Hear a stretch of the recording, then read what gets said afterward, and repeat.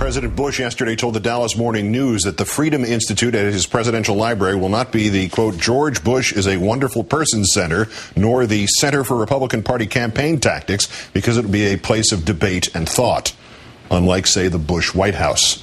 Our third story tonight, Freedom and the George Bush is a wonderful person legacy.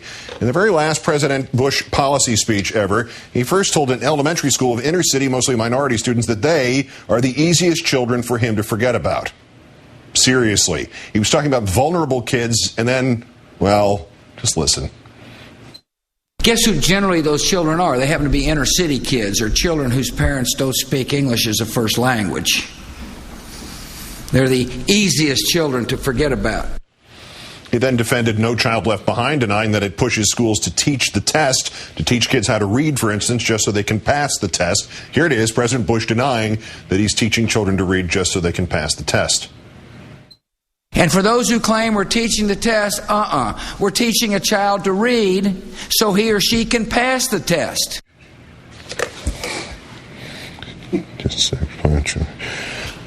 Returning to our theme, Mr. Bush's self-portrait as Bush the Liberator managed to sneak into that speech while still on the topic of No Child Left Behind.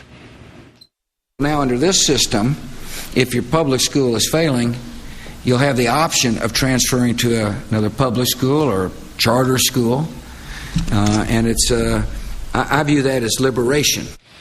But if his record as Bush the Liberator is sufficiently important to him and his legacy that he even claims the liberation of American school kids, it's fitting for us to consider that liberation record. No Child Left Behind has liberated schools like the Houston schools, liberated of 3,000 dropouts by no longer listing them as dropouts, like Missouri, liberated from No Child Left Behind's penalties for poor test scores by lowering the standards on its own tests, like low-scoring kids pushed out of schools that don't want low scores to cost them their funding, and high-scoring kids now taken for granted by schools forced to ration their resources elsewhere.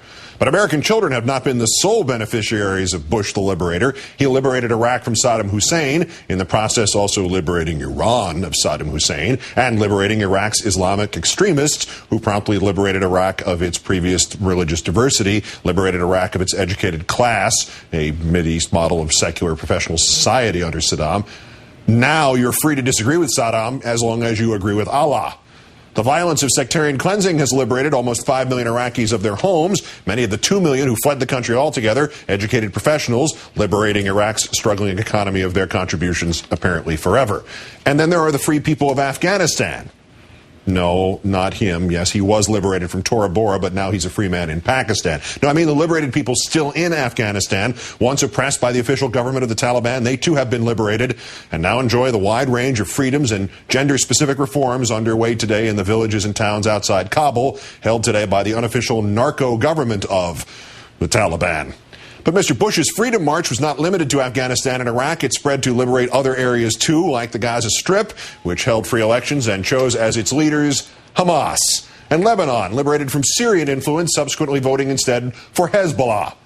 Only in the past few months, however, has it become plausible to imagine that Mr. Bush might ever be remembered for anything more than Iraq.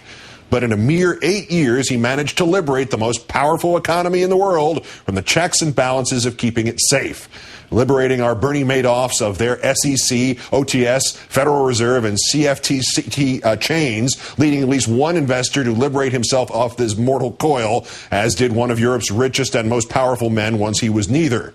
So far, in last year alone, Mr. Bush has liberated 2.5 million Americans from the rat race, that 9-to-5, paycheck-to-paycheck grind, liberating the Dow of almost 2,000 points since he took office, liberating homeowners of 18% of the value of their homes, so that even the owner of this home in Georgia says he has to sell his White House.